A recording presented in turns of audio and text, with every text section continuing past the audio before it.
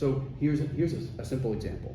In our previous startup, we got 2 minutes to close the deal before the quarter ends, and we need to recognize revenue, right? Like any software startup, like any business. It's what we can get in this quarter, we got to close in this quarter. Rep gets the signed order. Well, in our old world, that was, here it goes. The rep gets a signed order, puts it in the CRM, goes looking for an ops person to get the software deployed. Can't recognize revenue without software deployment. Goes to the license management team. Has to get license keys generated, all of that nonsense, and get it into the customer's inbox, because if it doesn't get into the customer's inbox, then we can't recognize revenue. Then has to get into the customer support team to get into their system, get them aware of, hey, we have a new customer, because the welcome email is going out in the next morning, we can't miss the customer. Then gets into the accounting group and figures out who's going to get this invoice generated, because I need to get this thing stamped by midnight in order for us to declare that this was revenue for the quarter. And by the way, there could be exceptions along that rule, right? Along that path, right? It could be a brand new customer doesn't get to just show up with an order. We may have to have someone in ops, a sales ops, or someone in the executive team say, yeah, this is actually right, verify. There could be any number of things where we've got to, so here we have at least 5 or 6 people having to be coordinated in order to do this one task. But Krista does that as a demo in 2 minutes now, right? You being the rep, Scott, you would just say, Krista, here's a signed order for ABC Company. That triggers an automation that goes to the ops team, not to the people, but to the ops automation. It's a chain of events. You can draw it out. Yeah. Exactly. All the way through to the invoice being generated and making sure it lands in the customer's inbox. And we'll beat the 2-minute deadline by 1 minute and 30 seconds, right? Unless, of course, other people need to be pulled in for decision-making purposes. Not to push a button on a screen or to then figure out who else needs to be involved. Make the machine know the steps, know the rules, know when people need to be pulled in and what their role needs to be. So let's say we do need to get our CRO to approve a new one. Again, software, make the software figure that out. Why have a rep who's trying to get 3 other deals to close in 2 minutes?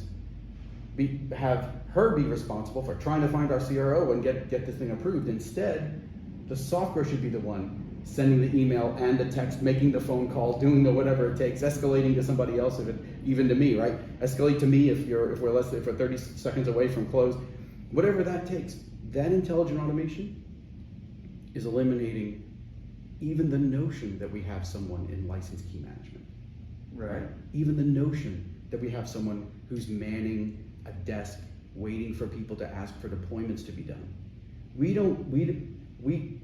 doing things that we should have machines doing. And we're finally getting to the point where we're telling the machines, here are the steps, you do it for us.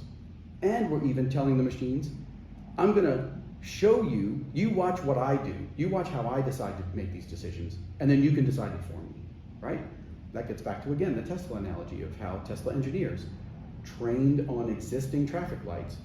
A system, here's what it means for the light to be green, here's what the light to be yellow, here's what red means, here's what you need to do, here's how you need to behave. The training and training and training, reinforce that many, many, many times, please, Tesla. And then, of course, the car is capable of performing that activity for us.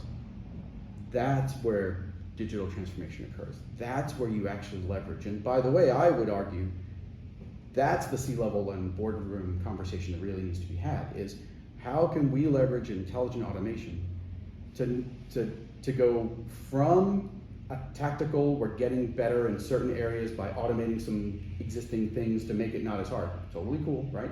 Right. No reason not to do that but those become the step of a larger outcome in almost every case. The real question is, how do we get to an autonomous organization where people are accessed as needed? Not we expect people to be carrying all of the tasks, and we have the systems support them.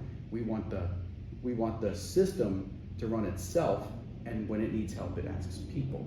Not make people run the system, all the steps, and ask for systems to help us. Yeah, so with that, it's like, instead of your sales rep example, instead of the sales rep being the integration layer, Exactly. just have a machine. Exactly.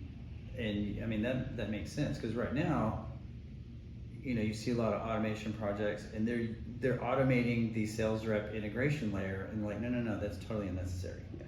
Yeah. That's it exactly.